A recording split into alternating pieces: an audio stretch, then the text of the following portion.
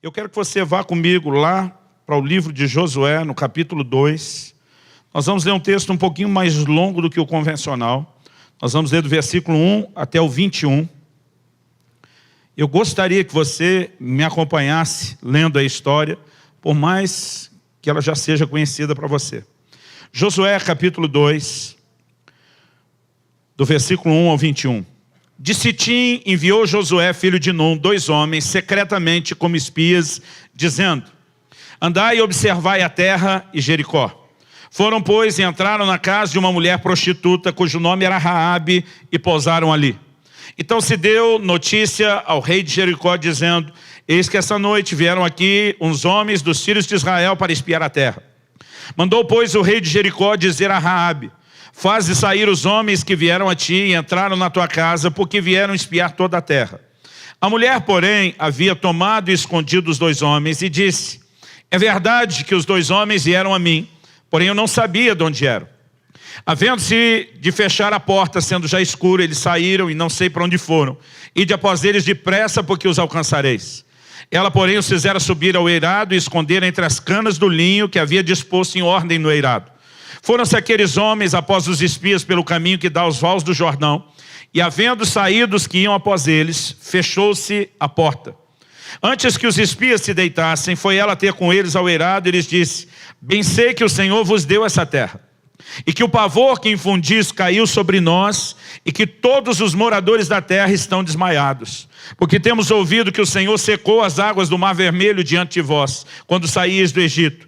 E também o que fizeste aos 2 reis dos amorreus, Seom e Og, que estavam da além do Jordão, os quais destruístes. Ouvindo isso, desmaiou-nos o coração, e em ninguém mais há ânimo algum por causa da vossa presença. Porque o Senhor vosso Deus é Deus em cima nos céus e embaixo na terra. Agora, pois, jurai-me, vos peço, pelo Senhor, que assim como usei de misericórdia para convosco, também dela usareis para com a casa de meu pai, e que me dareis um sinal certo de que conservareis a vida a meu pai, a minha mãe, como também a meus irmãos e minhas irmãs, com tudo que tem, de que livrareis a nossa vida da morte. Então lhe disseram os homens: a nossa vida responderá pela voz, se não denunciardes essa nossa missão. E será, pois, que dando-nos o Senhor essa terra, usaremos contigo de misericórdia e de fidelidade. Ela então os fez descer por uma corda pela janela, porque a casa em que residia estava sobre o muro da cidade. E disse-lhes: ide-vos ao monte, para que porventura vos não encontrem os perseguidores. Escondei-vos lá 3 dias até que eles voltem, e depois tomareis o vosso caminho. Disseram-lhe os homens: desobrigados seremos desse teu juramento que nos fizeste jurar, se vindo nós à terra não atares esse cordão de fio escarlate à janela, por onde nos fizeste descer. E se não recolheres em casa contigo teu pai, tua mãe, teus irmãos e toda a família de teu pai, qualquer que sair para fora da porta da tua casa, o seu sangue lhe cairá sobre a cabeça, e nós seremos inocentes. Mas o sangue de qualquer que estiver contigo em casa caia sobre a nossa cabeça, se alguém nele puser a mão. Também, se tu denunciares essa nossa missão, seremos desobrigados do juramento que nos fizeste jurar. E ela disse: segundo as vossas palavras, assim seja. Então os despediu, eles se foram, e ela atou o cordão de escarlata à janela. Quando a gente olha para essa história descrita aqui no livro de Josué, a respeito de Raabe, antes de termos o cenário da conquista de Jericó, nós precisamos entender qual é a razão pela qual Deus quis que essa história chegasse a mim e a você. Obviamente a intenção de Deus não era apenas que a gente tivesse mera, única e exclusivamente informação histórica. Romanos 15:4 diz que tudo quanto foi escrito para nosso ensino foi escrito. 1 Coríntios 10:11 diz que essas coisas lhes aconteciam a Israel e foram escritas para advertência nossa, de quem são chegados os fins dos tempos. De alguma forma, Deus usou essas histórias para trazer advertências aos nossos corações muito tempo depois. Estamos hoje quase 3.500 anos depois desse episódio narrado e descrito aqui em Jericó. Muita coisa pode ser dita. Jericó era o portão de entrada para Canaã, a terra prometida. Quando a nação de Israel saiu do Egito, embora o Egito faça a fronteira com o que hoje é o território de Israel, a antiga Canaã, eles não subiram entrando direto. Quando passaram o Mar Vermelho, eles entram pelo que hoje é o território da Jordânia, sobem pelo lado de lá do Mar Vermelho, do Rio Jordão, né? E depois eles entram novamente na terra por Jericó. Se você imaginar aqui um mapa à frente de nós, eles saem do canto de baixo à esquerda, atravessam o Mar Vermelho vindo para o lado da direita, sobe pelo território da Jordânia para depois entrar em Canaã. E Jericó seria a primeira dessas cidades. Mas a notícia do que Deus fez abrindo o Mar Vermelho, dos reis que foram abatidos ao longo do caminho depois do Mar Vermelho, já havia chegado lá. Essa mulher tem conhecimento do que Deus está fazendo. E ela se posiciona. Alguns poderiam olhar e dizer, ela simplesmente traiu sua nação apoiando os espias. Mas ela tem um posicionamento que a Bíblia destaca e elogia como tendo sido um posicionamento de fé e de confiança no Deus dos espias. Quando ela faz a declaração, eu sei que o vosso Deus é Deus em cima nos céus e embaixo na terra, nós percebemos que se tratava muito mais do que meramente uma atitude de sobrevivência ou de tentar garantir a subsistência dela e da sua família. Nós não temos todos os detalhes que gostaríamos de ter. Quando falamos de uma cidade, a minha e a sua cabeça normalmente tende a pensar nas metrópoles que nós temos hoje. Mas essas cidades dos tempos antigos, principalmente aquelas que eram muradas e que precisavam ser fechadas por motivo de segurança, elas não eram assim tão grandes. Nós tivemos lá nas ruínas dessa Jericó antiga, que já é considerada uma das cidades mais antigas do mundo, e chega a ser quase frustrante. Porque o tamanho da cidade daria no máximo hoje um bom quarteirão que nós temos aqui. A própria Jerusalém, que quando você entra na cidade velha, que é a cidade murada, que hoje já é um território maior do que o que era nos dias de Jesus, nós fizemos de um muro até o outro canto, a outra extremidade, caminhando em 20 minutos. Nós não estamos falando de cidades assim tão grandes. É por isso que logo quando eles entram e vão à casa de Raabe, passaram apenas a noite ali, e a Bíblia diz que no dia seguinte o rei já sabia que tinha estranhos na cidade, porque eram fáceis de ser localizados nesse tipo de ambiente. Apesar que eles entram e vão para o lugar onde talvez passariam, desapercebidos. Eles procuram logo a casa de uma mulher que era famosa não necessariamente pela sua hospitalidade, mas por dar guarida e receber todo tipo de homem em troca dos préstimos sexuais, do tipo de pecado que praticavam.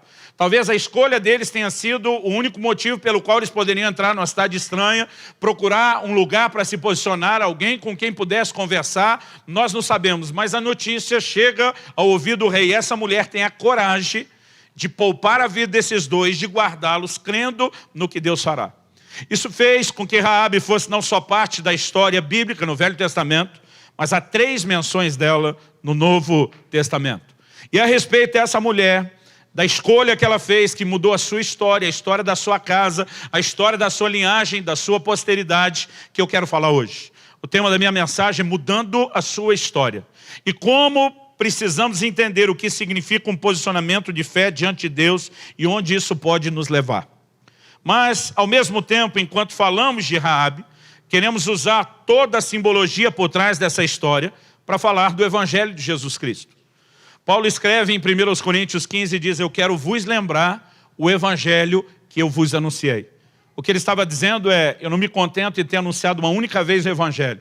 Eu sempre vou bater na mesma tecla. Aos Filipenses ele diz, eu não canso de falar as mesmas coisas. E me parece que a intenção de Paulo de lembrar essas verdades já não é mais trazer esclarecimento, mas é manter viva e acesa uma consciência. Uma consciência que o Senhor queria que estivesse acesa quando instituiu a ceia. E nos fez recordar a sua morte, porque isso mantém em nós não só um coração voltado a Ele em gratidão, mas nos mantém conscientes daquilo que Ele fez. Acredito que à medida que nós vamos crescendo na revelação do que é o Evangelho, isso também não apenas abençoa a nossa própria relação com Deus, mas também nos mantém conscientes da missão que nós temos de pregar e proclamar o Evangelho a toda a criatura. Então, assim sendo, eu quero que a gente possa ter uma conversa sobre algumas verdades bíblicas que nós encontramos aqui. Jericó, ela está situada mais ou menos a 240 metros abaixo do nível do mar. Quando a Bíblia diz lá em Lucas 10, na parábola do bom samaritano, que um homem descia de Jerusalém para Jericó, Jerusalém está mais ou menos 750, 760 metros acima do nível do mar. Nós estamos falando de um desnível de pelo menos 1000 metros. Algo parecido com a gente sair daqui do alto de Curitiba e descer a serra em direção ao litoral. Essa cidade ela tem sido chamada de a porta ou o portal de Canaã. Era não apenas a primeira cidade a ser conquistada, mas era a avenida, o espaço através do qual a nação de Israel iria, por direção de Deus, entrar para possuir toda a terra de Canaã. É nesse cenário de Jericó que nós temos a descrição de uma história que poderia também ser chamada de uma história de salvação. Poderia também ser chamada de a história de alguém que escapou do juízo e da condenação. Eu sei que há elementos envolvendo essa história que davam algum nó na minha cabeça quando criança. Aliás, eu tenho certeza que não era nem só para mim. Meu filho Israel, quando ainda bem garoto, um dia me procura e falou: pai, é errado mentir, não é? Eu falei: você sabe que é, filho. Ele falou: mas e se for para ajudar alguém? E eu lembro que eu perguntei para ele: de onde é que você tirou a sua dúvida? Onde é que esse negócio começou? Ele falou: não, eu estava lendo a história de Raabe e eu vi que ela mentiu para ajudar. Eu posso mentir para ajudar meus amigos na escola? Eu falei: claro que não. Mas por que ela mentiu e foi abençoada? Então, já desde criança, eu tive meus conflitos com alguns episódios da Bíblia. E vendo isso no meu filho, eu pensei: bom, esse é o tipo de coisa que não acontece só comigo. É lógico, com Israel, precisei sentar com ele e dizer: filho, há uma diferença entre você, que tem a instrução e o conhecimento da palavra de Deus desde o início, e essa mulher, que a Bíblia define como uma pecadora, que não tem os mesmos valores. Ela está no momento de arrependimento, dentro da luz que tem, tentando cooperar com aquilo que ela acredita que é de Deus. Então, nós temos que estabelecer uma distinção. Mas eu tinha muito problema, não era nem com a mentira de Raabe. A minha maior dificuldade era imaginar por que é que Deus sentenciou toda aquela cidade à destruição. E deixa eu te dizer, só existe uma história de salvação porque existe por trás uma história de condenação. Se não houvesse condenação, não haveria nem a necessidade de salvação. Então a história de Raabe tanto fala de salvação, a salvação dela e da sua casa, como fala de condenação dos demais, do resto da cidade. Em Josué, no capítulo 6, no versículo 17, ele, por palavra do Senhor, diz para a nação de Israel: porém a cidade será condenada, ela e tudo quanto nela houver, somente viverá Raabe a prostituta e todos os que estiverem com ela em casa, porquanto escondeu os mensageiros que enviamos. Então, tirando a história dessa mulher, dos seus familiares estariam em casa, naquela casa sinalizada pelo cordão vermelho, pela corda vermelha pendurada, todos os demais seriam executados. E muitas vezes, lendo esse tipo de coisa, e lendo como criança, eu achava o Velho Testamento um tanto quanto sanguinário. Eu achava Deus um sujeito um pouco bravo. Eu olhava para o povo de Deus e pensava: é um povo violento. E muitas vezes isso me gerou conflito. O próprio Davi, quando diz para Deus: eu quero construir a sua casa, Deus diz: você não, seu filho, porque você é um homem sanguinário. Eu dizia: engraçado Deus chamar de sanguinário, foi ele mesmo que mandou matar. E muitas vezes isso era difícil. Então, me permita, eu vou dar uma volta, né? Me permite falar um pouquinho mais, porque eu acredito que a gente tem que ter a cosmovisão bíblica, a gente tem que ter a visão maior. Nós precisamos entender essa história de condenação, porque nós vamos estabelecer um paralelo entre a história de Raabe e o Evangelho. Em João, no capítulo 3, no versículo 16, talvez um dos versículos da Bíblia mais conhecidos e citados e pregados do mundo. A Bíblia diz: Deus amou o mundo de tal maneira que deu seu Filho unigênito, para que todo aquele que nele crê não pereça, mas tenha a vida eterna. A mensagem de Cristo é a mensagem sobre a necessidade de que não haja o perecimento, a condenação. Aliás, a gente normalmente para no versículo 16, mas o versículo 17 e 18 de João 3 continua dizendo o seguinte: porquanto Deus enviou seu Filho ao mundo, não para que julgasse o mundo, mas para que o mundo fosse salvo por ele. Quem nele crê não é julgado. O que não crê já está julgado, porquanto não crê no nome do unigênito Filho de Deus. Tiago, na sua epístola, diz que Raabe foi justificada, não apenas pela sua fé, mas pelas suas obras. A Bíblia não apenas fala de alguém que creu na grandeza de Deus, fala de alguém que simbolicamente viveu a justificação pela fé que eu e você vivemos hoje.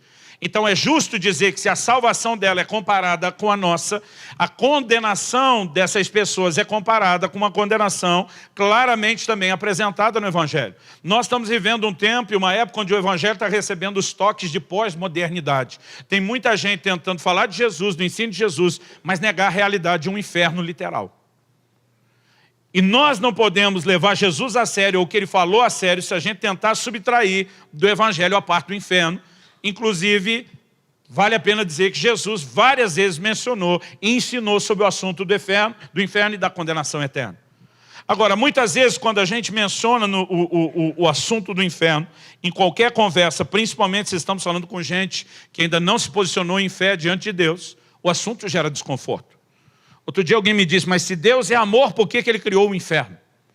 Em Mateus 25, 41, Jesus disse que o inferno foi preparado para o diabo e os seus anjos. Deus não preparou isso para o homem.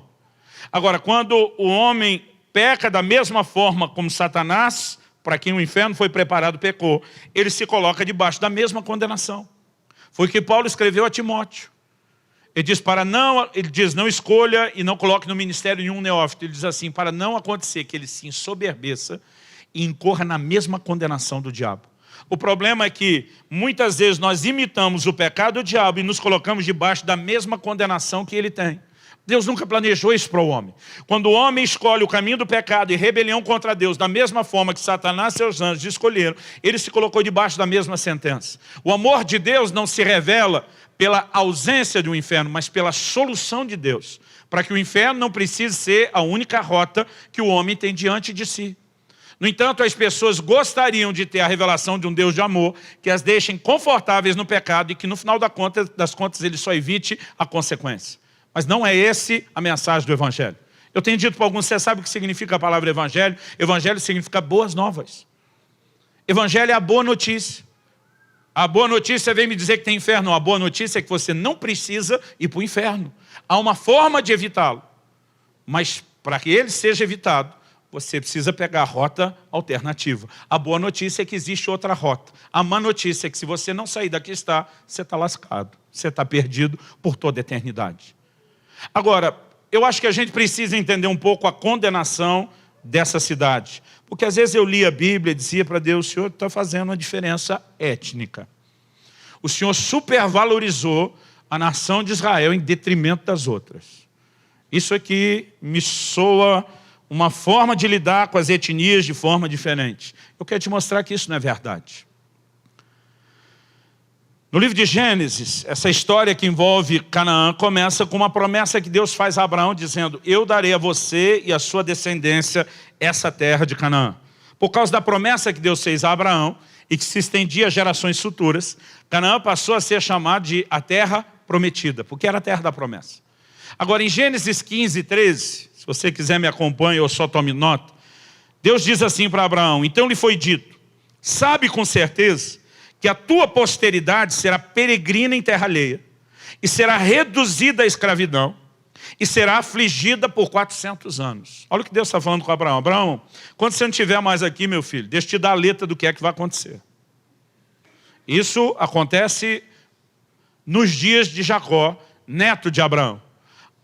A descendência de Abraão migra para o Egito. O Senhor diz, eles vão ser peregrinos em terra alheia. Não vão ficar aqui em Canaã ainda. E lá vão chegar ao ponto até de ser reduzidos à escravidão. E Deus diz, vão ficar nessa condição 400 anos. Só depois de 400 anos eu tiro eles de lá. Olha o versículo 16 de Gênesis 15. O Senhor diz, na quarta geração tornarão para aqui. Deus está falando com Abraão em Canaã. Na quarta geração tornarão para aqui, porque não se encheu ainda a medida da iniquidade dos amorreus. Sabe o que Deus está dizendo? Eu vou dar essa terra a você, porque o povo que está aqui se recusa a se dobrar diante de mim, dos meus princípios. No entanto, mesmo com toda a rebeldia até agora, eu ainda tenho mais 400 anos de longanimidade para eles durante o tempo em que a sua linhagem estará fora. O Senhor diz, eu não posso entregar a terra antes, porque a medida da ira ainda não se encheu. O Deus onisciente presente está dizendo, eu sei que mesmo depois de 400 anos, eles não vão se dobrar, mas ainda assim eu vou usar de longanimidade, de paciência, e eu vou dar a eles o direito e o tempo de se arrependerem, porque no final não vão, então eu vou julgá-los, eu vou tirar a terra deles, eu vou executá-los. A razão pela qual Deus deu ordem para que esse povo fosse executado, é porque eles haviam chegado no limite extremo do fim da longanimidade de Deus e de se entrar no juízo de Deus. Quando falamos de condenação, precisamos entender o seguinte, não adianta pregar o aspecto do amor de Deus e negligenciar uma outra revelação do caráter de Deus, que é a sua integridade e a sua justiça. Deus não pode simplesmente deixar os pecados e a rebeldia do homem impune, ainda que ele ofereça uma solução de misericórdia. Quando a misericórdia não é abraçada, Tiago diz que a misericórdia triunfa do juízo. Ela vai falar mais forte, ela vai prevalecer. Mas quando a misericórdia não é abraçada, inevitavelmente o juízo se seguirá. Isso não é coisa só do Velho Testamento. No livro do Apocalipse, a palavra de Deus diz que o Senhor se refere a uma mulher a quem ele denominou de Jezabel. E diz, dei-lhe tempo para que pudesse se arrepender da sua prostituição. Ela, porém, não quer se arrepender. O Senhor diz, então eu vou prostrá-la de cama, bem como os que com ela adulteram. O que Deus está dizendo? Apesar do pecado, da rebeldia declarada e explícita, do posicionamento de não arrependimento, o Senhor diz, eu ainda estou dando tempo. Mas a medida da ira vai encher e o juízo vai se manifestar. Nós precisamos entender a razão pela qual existe juízo, é porque isso reflete parte da natureza, do caráter de Deus, de um Deus que é justo. A Bíblia diz que justiça e integridade são a base do seu trono. Quando falamos de Deus, é algo, talvez com o qual a gente possa comparar, é falar de um diamante que tem muitas facetas. Quando a Bíblia diz Deus é amor, está falando que Ele é sim, é uma das facetas de quem Ele é, assim como quando a Bíblia diz que Ele é santo, mas assim também quando diz que Ele é justo. E a verdade é que o amor de Deus não anula a sua justiça. É por isso que a Bíblia diz que Jesus, Deus enviou o seu Filho, não para que julgasse o mundo, mas para que o mundo fosse salvo. A Bíblia diz que quem crê não é julgado, quem não crê já está julgado. O juízo já foi determinado. A fé é a única forma de abraçar a misericórdia e escapar de um juízo pré-determinado e pré-estabelecido. Mas vamos voltar no povo de Canaã. Deus não estava olhando para Israel dizendo, vocês são melhores do que os cananeus, então vou acabar com a raça dos cananeus e vou fazer o bem para vocês. Deus, na verdade, tira a nação de Israel do Egito e diz, agora eu vou julgar os cananeus pelo pecado deles, e vocês vão ser um instrumento de juízo contra eles, e eu vou tirar a terra e dou a vocês. Mas depois que Deus deu a terra à nação de Israel, Ele levou tempo para que eles conquistassem a plenitude da terra. Desde os dias de Josué até Davi, nunca se possuiu a totalidade da terra prometida e nunca foram vencidos e subjugados os povos todos que moravam na terra. Davi foi quem conseguiu essa façanha, o primeiro a levar a nação de Israel a viver a totalidade da herança. Logo depois do reinado de Davi, a Bíblia diz que o reinado de Salomão teve paz, que não tinha mais inimigo para derrotar. Então Salomão se dedica agora à construção do templo. Eles deixam de só ter a tenda, o tabernáculo da adoração, e um templo suntuoso, extraordinário, foi construído para Deus. Na consagração do templo, segundo Crônicas, capítulo 7, eu vou ler dos versículos 19 a 22, o Senhor diz o seguinte, então entenda que o momento é chave. Finalmente Israel dominou, controlou a terra, expulsou os cananeus, a paz, não há mais inimigo com quem guerrear, vamos adorar o Senhor na terra da promessa. No momento da consagração desse templo, Deus diz, porém, se vós vos desviardes e deixardes os meus estatutos, os meus mandamentos que vos prescrevi, e fordes e servides a outros deuses e os adorardes, então vos arrancarei da minha terra que vos dei. E essa casa que santifiquei ao meu nome, lançarei longe da minha presença e a tornarei em provérbio e motejo entre todos os povos.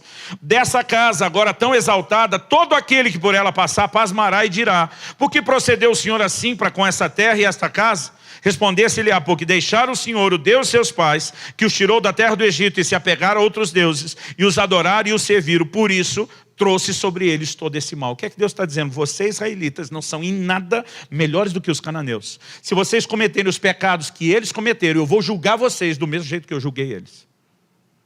Apesar de Deus ter um plano para ser estabelecido na terra e ter escolhido Abraão e a sua linhagem para fazer isso, nós não podemos olhar aqui e fazer uma distinção. Essa etnia, que é a linhagem direta e natural de Abraão, foi beneficiada em detrimento de outros. Irmão, o sonho de Deus sempre envolveu todos os povos. Até quando fez aliança com Abraão, Deus disse, em ti serão benditas todas as famílias da terra. Deus está dizendo, através do seu povo, da sua nação, eu quero alcançar todos os outros. E muitas vezes eu, quando criança, pensava Israel como povo escolhido assim, Deus era só deles, de mais ninguém. Eles tinham um tratamento diferenciado. Deus mandava descer a marreta nos outros e eles se davam bem. Não, querido, quando você olha que é uma questão de princípios, Deus está dizendo que vocês vão ser tratados da mesma forma. E quer saber mais? Eles foram.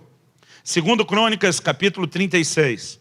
Um dos textos que praticamente encerram essa descrição histórica do Velho Testamento, que é o momento quando eles são levados para a Babilônia em cativeiro. Nos dias do rei Zedequias, Deus diz o seguinte: por isso o Senhor fez subir contra ele, contra o rei Zedequias, o rei dos caldeus, o qual matou seus jovens à espada na casa do seu santuário. E não teve piedade nem dos jovens, nem das donzelas, nem dos velhos, nem dos mais avançados em idade. A todos os deu nas suas mãos. Todos os utensílios da casa de Deus, grandes e pequenos, os tesouros da casa do Senhor, os tesouros do rei e dos seus príncipes, tudo levou ele para a Babilônia. Queimaram a casa de Deus, derribaram os muros de Jerusalém, todos os seus palácios queimaram, destruíram também todos os seus preciosos objetos. Os que escaparam da espada, a esses levou ele para a Babilônia, onde se tornaram seus servos e de seus filhos até o tempo do reino da Pérsia, para que se cumprisse a palavra do Senhor. Quando você entende essa perspectiva, não é Deus contra os cananeus, é Deus julgando o pecado que os cananeus haviam cometido, da mesma forma como depois julgou o pecado que os israelitas cometeram.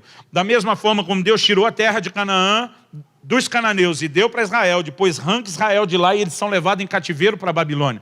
Da mesma forma como houve juízo, a ponto de Deus dizer: estou entregando vocês para serem mortos pelos israelitas, agora Deus está dizendo aos israelitas: estou entregando vocês para serem mortos pelos caldeus ou os babilônios. Nós estamos falando de princípio. E quando conseguimos entender essa perspectiva, tudo é diferente. Porque da mesma maneira como nós temos um Deus justo lidando com isso, quando nós falamos da perspectiva do Novo Testamento, abre comigo Hebreus capítulo 11, vamos ver uma das declarações que a Bíblia faz a respeito de Raabe no Novo Testamento. Hebreus capítulo 11, versículo 31. A Bíblia diz assim: pela fé Raabe, a meretriz, termo significa prostituta, não foi destruída com os desobedientes, porque acolheu com paz aos espias. A NVI traduziu: pela fé a prostituta Raabe, por ter acolhido os espiões, não foi morta com os que haviam sido desobedientes. Como a Bíblia chama o resto das pessoas que habitavam em Jericó, o resto dos cananeus, os desobedientes. Sabe o que é interessante? Essa palavra traduzida aqui como desobedientes, do original grego, onde foi escrita, a língua em que foi escrita, apeiteu, significa não deixar-se persuadir. Primeiro significado dessa palavra, não deixar-se persuadir. Então não é só alguém que desobedeceu que sabia que tinha que obedecer. É alguém que ao longo da desobediência foi advertido, mas não se deixou ser persuadido. Lembra que eu falei que a misericórdia triunfa do juízo? Mesmo quando o juízo é anunciado, Deus sempre está oferecendo oportunidades de misericórdia. Irmão, não sei quem foi o pregador que chegou em Raabe, mas Raabe sabe que Deus secou as águas do Mar Vermelho. Raabe sabe que Deus entregou os inimigos, os reis, por onde eles passaram, nas mãos da nação de Israel. Raabe sabe que a terra de Canaã foi entregue nas mãos dos israelitas. A notícia, e não só a notícia, mas a declaração de quem é Deus, chegou em Raabe. E nós precisamos entender que várias vezes esse tipo de descrição vai aparecer na Bíblia. Até quando a gente fala de Noé e do dilúvio. Outra coisa que quando criança eu pensava: deixaram Deus zangado. Era quando eu lia sobre o dilúvio. Eu dizia: matou todo mundo, deixou uma família só. A questão é: Deus tinha salvação só para uma família? Em 2 de Pedro, no capítulo 2, no versículo 5, ele chama Noé de pregador da justiça. Pregador da justiça. Essa é a maneira como o apóstolo Pedro se refere a ele. E em 1 de Pedro, no capítulo 3, no versículo 20, no versículo anterior, o 19, ele está falando de alguns espíritos em prisão. E aí o versículo 20 começa dizendo o seguinte: os quais noutro tempo foram desobedientes, aqui é a mesma palavra grega apeiteu, foram desobedientes quando a longanimidade de Deus aguardava nos dias de Noé, enquanto se preparava a arca, na qual poucos, a saber 8 pessoas, foram salvos através da água. Nós não temos certeza de quanto tempo levou para construir a arca até o dilúvio. Quando a Bíblia diz em Gênesis 6,3, os seus dias serão 120 anos, ela não está falando do prazo da construção da arca. Está falando da duração da vida do homem que vivia muito mais do que isso e agora teria o tempo da sua vida baixado, como de fato acontece. Você leu o capítulo 5, anterior a essa declaração, as pessoas viviam muito tempo. O próprio Noé, a Bíblia diz que ele tinha 500 anos de idade quando lhe nasceram os filhos. Deus fala com ele depois dos filhos terem nascido, não sabemos quanto tempo depois. E a Bíblia diz que o dilúvio foi no ano 600 da sua vida. Então aquela declaração dos 120 anos não bate para o tempo de preparação da arca. Agora, eu não sei se foi 70, se foi 80 anos, tem que ter sido inferior a 100. Enquanto a arca estava sendo construída, você consegue imaginar o falatório que isso deu? Quem constrói um barco, numa época que praticamente não se utilizava embarcações, em terra seca? Irmão, Noé deve ter sido zombado por todo mundo. Deve ter sido chamado de o camarada mais maluco dos seus dias. Mas a Bíblia diz que enquanto se preparava a arca até que o juízo chegasse, Noé se tornou um pregador da justiça. E agora a Bíblia está falando de espíritos que estão em prisão porque foram desobedientes. De novo, desobedientes a Peiteu. Gente que não se deixou persuadir. O plano de Deus é que aquela arca não tivesse muito mais animal do que gente. O plano de Deus era diferente. Nem todos se deixaram ser persuadidos. É importante que a gente entenda a condenação e a justiça de Deus a estabelecer a condenação e a misericórdia que Ele oferece não é abraçada para que a gente tenha a visão correta. Porque se não entender a condenação, a gente não entende salvação. Mas já falamos bastante de condenação. Vamos valorizar um pouco a salvação. A Bíblia fala de não apenas uma mulher, mas de uma família inteira que escapou do juízo e da condenação. Eu gosto quando a Bíblia destaca que foi pela fé que Raabe fez isso. Pela fé que ela não foi destruída com os desobedientes. Foi pela fé. Ela, de alguma forma, em vez de agir como os demais, que não se deixa ser persuadido, ela deixa o seu coração se inclinar. E a gente sabe que salvação é pela fé. Em Tiago, no capítulo 2, no versículo 25, ele pergunta: não foi Raabe, a prostituta, justificada por obras, quando acolheu e escondeu os espias? Se Tiago está usando o termo de que ela foi justificada, e isso é um padrão, um paralelo, na verdade, para que a gente entenda o lugar onde ela chegou com a sua fé e onde nós chegamos com a nossa, nós precisamos entender a atitude de fé de Raabe. Em primeiro lugar, ela reconheceu a grandeza de Deus. Os versículos 9 a 11, ela começa a dizer: eu sei quem é o Deus de vocês. Lá em Josué 2, o texto que nós lemos. Ela diz: eu sei que o Senhor secou as águas do Mar Vermelho diante de vocês. Eu sei que Ele entregou os reis. Eu sei que Ele entregou a nossa terra. Eu sei que Ele é Deus em cima no céu e Deus embaixo na terra. Irmão, vamos parar para pensar algo. Normalmente a gente olha e diz: esses cananeus eram pagãos, que adoravam outras divindades. Mas você sabe quem são os cananeus? Por que eles eram chamados de cananeus, ou a terra de Canaã? Canaã era neto de Noé. Canaã era filho de Cã, um dos filhos de Noé. Aqueles cananeus na terra eram da linhagem de Noé. O mesmo Noé que foi o único sobrevivente. O mesmo Noé que foi pregador ou pregoeiro da justiça. Ainda que houvesse essa apostasia em relação a Deus, o conhecimento de Deus existia. Esse mesmo Deus já havia sido cultuado, adorado por aqueles povos. Mas havia sido abandonado. E agora a mensagem está chegando: o Deus dos vossos pais, dos vossos ancestrais, vai julgar vocês. Raabe, ela tem uma atitude, além do reconhecimento da grandeza de Deus, que pode ser classificado como arrependimento. Momento nenhum ela questiona que o que Deus está fazendo é injusto. Ela sabe que a sua condenação e a do seu povo é merecida. Ela se vê como uma mulher pecadora, certamente. A Bíblia descreve como uma prostituta. Irmão, se isso já tem um peso de conotação negativa hoje, tenta imaginar isso no passado e no contexto de sociedades, cidades e grupos bem menores. Era uma mulher que era vista com desprezo. Ela sabia a sua própria condição. Além de reconhecer a grandeza de Deus, é óbvio que está embutido aqui o reconhecimento do seu pecado, o pecado do seu povo, que é o que hoje a gente chamaria de arrependimento. Mas existe também a capacidade dessa mulher de acreditar que Deus tem misericórdia até para gente como ela. A palavra de Deus diz lá em Isaías: ainda que os vossos pecados sejam como escarlate ou carmesim, eu os tornarei brancos como a neve, brancos como a lã. Irmão, cada um de nós precisa acreditar que não há sujeira que Deus não possa limpar na nossa vida. E essa mulher consegue acreditar que há salvação. e ela se posiciona em fé. E ela recebe salvação, não apenas para si. Ela recebe salvação para toda a sua casa. O que eu acho interessante é que ela pede aos espias que façam um juramento. A Bíblia nem diz que os espias consultaram Deus, mas eles fizeram a promessa. Depois Deus fala com Josué, e Josué repassa para o povo o seguinte: Deus mandou destruir todo mundo menos Raabe. Sabe o que Deus está dizendo? Fui eu que aceitei a proposta dela. Eu não estou apenas sustentando a promessa dos espias, embora a gente pode classificar que eles estavam na condição de representantes de Deus ali naquele papel. Mas Deus está dizendo, fui eu. Quando o Novo Testamento fala 3 vezes dessa mulher, está apontando a sua fé, algo que mexeu com o próprio Deus. Agora vamos entender a fé de Raabe. Além dela reconhecer a grandeza de Deus, reconhecer o seu pecado e o do seu povo, aceitando a merecida condenação, além dela crer que poderia alcançar misericórdia, e essa é uma chave.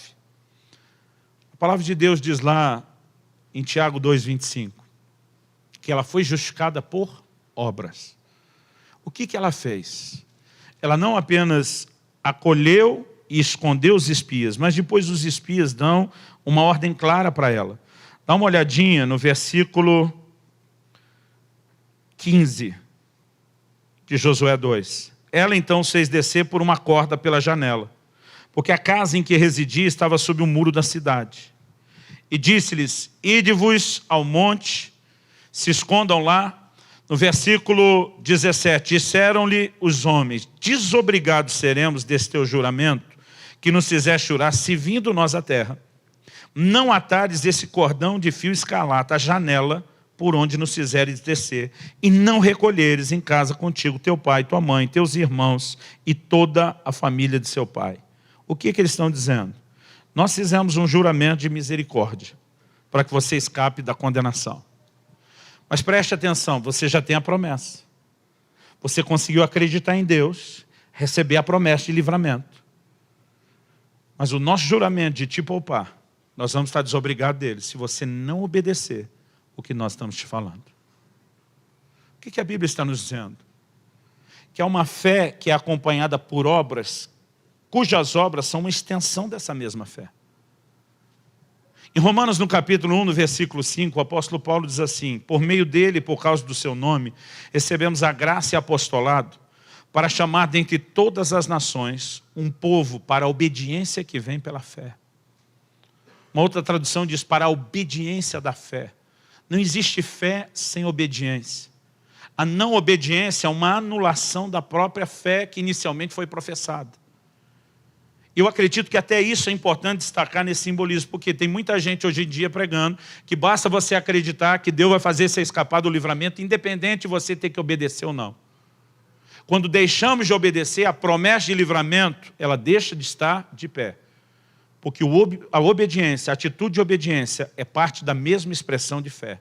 Assim como Hebreus 11:31 valoriza a fé de Raabe, Tiago capítulo 2, versículo 25, valoriza a obediência de Raabe.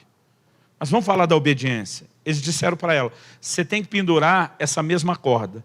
Eu li antes com vocês o versículo 15.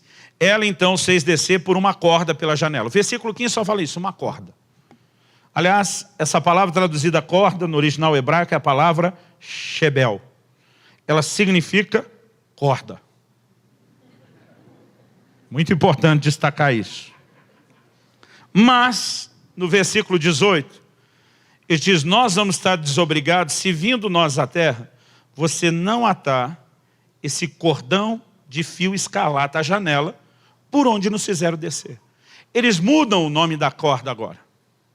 Quando ele usa a expressão, esse cordão de fio escarlata, algumas traduções só colocaram corda vermelha, mas há todo um jogo de palavras. Essa palavra agora usada para cordão, além de significar corda, que é a palavra tikvah no hebraico, ela tem um significado e a conotação de esperança.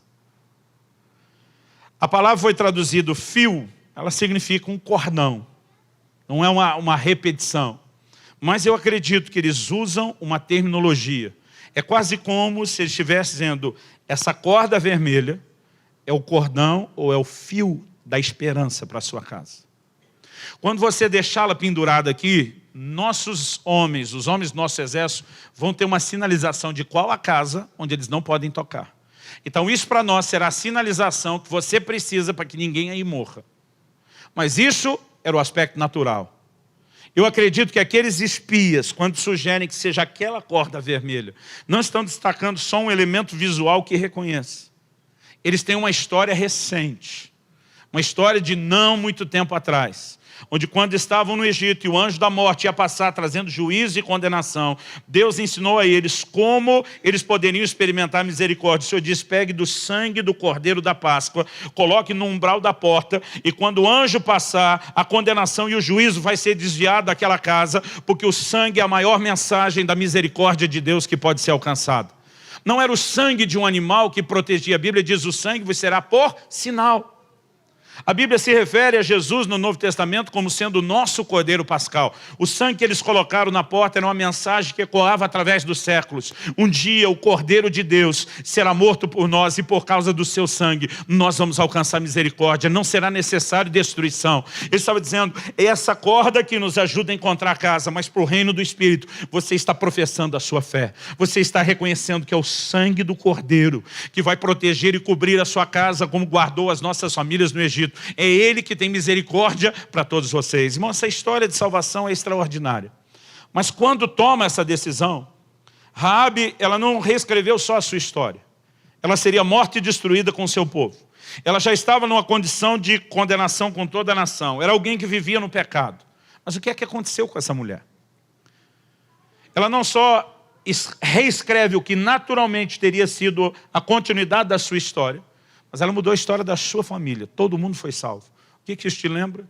Isso me lembra lá, Atos 16, 31, Paulo falando para o carcereiro de Filipos. Crê no Senhor Jesus, e será salvo tu e toda a tua casa. A salvação ainda é individual, mas o projeto de Deus é familiar.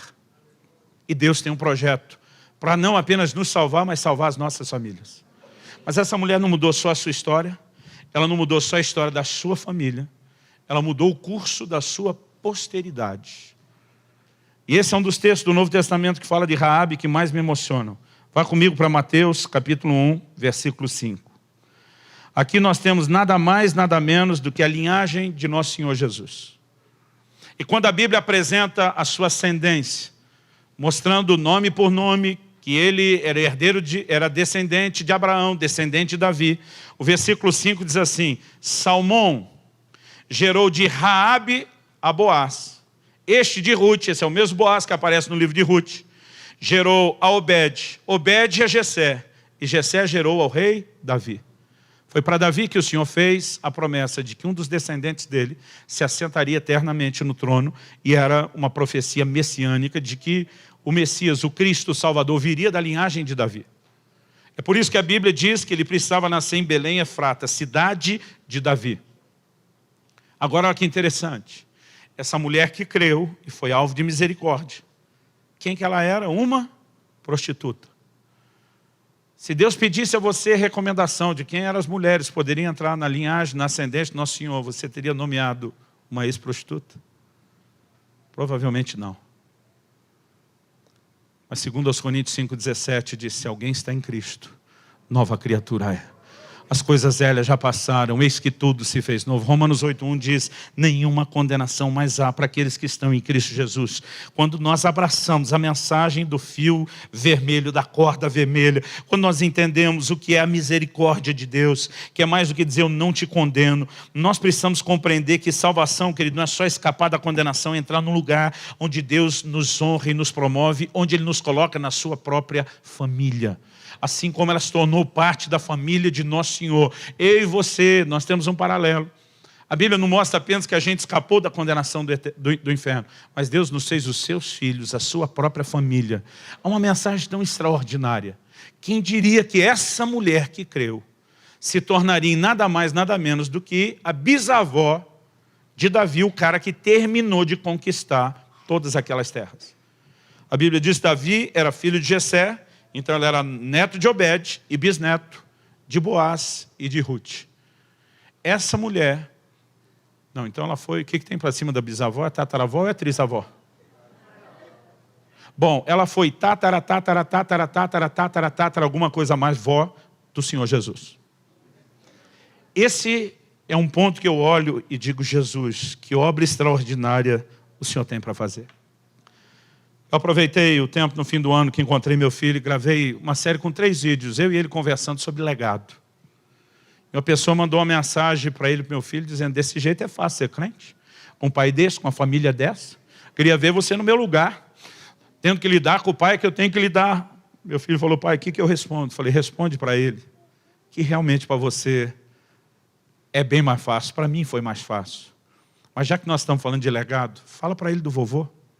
Fala para ele da história do meu pai, que viu o pai se suicidar quando tinha 12 anos de idade, que veio de uma família arrebentada, desfacelada, mas no dia que se converteu, tomou a decisão. Eu posso não ter tido nenhum familiar cristão até hoje, mas a partir de hoje, a partir de mim, muda a minha história, muda a minha família, muda a minha posteridade.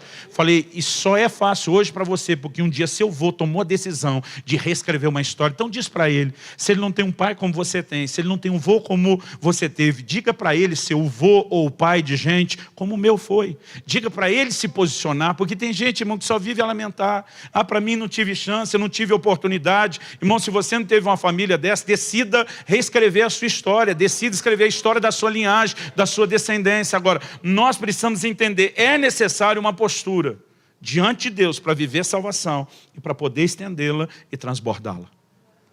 Eu quero terminar te fazendo a pergunta, quem é você nessa história? Você pode ser ou Raabe, ou você pode ser um desses espias. Raabe é quem precisa de salvação e precisa tomar uma decisão. Precisa decidir se vai deixar esse mundo e a maioria decidir em seu lugar e te influenciar, porque aquela mulher entrou na contramão do sistema na época. Ou se vai ter a coragem de romper com o sistema para escapar da condenação e reescrever a sua própria história. Você precisa tomar uma decisão. E se você ainda não decidiu Jesus, você precisa urgentemente fazer isso. Mas talvez você diga, pastor, eu já vivi a minha versão da história de Raabe. Já alcancei, não foi nem o cordão vermelho, foi o sangue do Cordeiro, minha vida foi mudada, eu já me entreguei a Cristo. Então que tal replicar a história desses espias e começar a entrar na casa de quem precisa dessa mensagem de misericórdia e salvação. E começar a levar a mensagem do cordão vermelho, o fio da esperança. Nós precisamos entender algo, querido. Se eu e você não temos uma consciência plena do que é a salvação e a misericórdia que nos foi dada, nós não temos nenhum comprometimento em transbordar isso. E se nós vivemos a consciência do que foi essa misericórdia que se manifestou para cada um de nós, entendemos que Deus quer que nós sejamos parceiros dele, para comunicar isso às pessoas. Então talvez essa figura dos espias seja fantástica, porque eles tentavam se passar por igual, se infiltrar, né, no meio do território inimigo, e é lá onde as pessoas estão, onde os pecadores estão, que você tem que fazer diferença e anunciar o Evangelho. Eu creio que nesse ano veremos salvação como nunca antes na história dessa igreja. Irmão, há um sopro de Deus, há algo começando a acontecer e nós temos que cooperar com Deus. A gente tem dito e repetido, não será só uma mudança que viveremos daqui a alguns meses de templo. É uma mudança de tempo, é uma mudança de estação. E nós queremos cooperar com Deus para que haja salvação abundante, salvação transbordante, em nome de Jesus.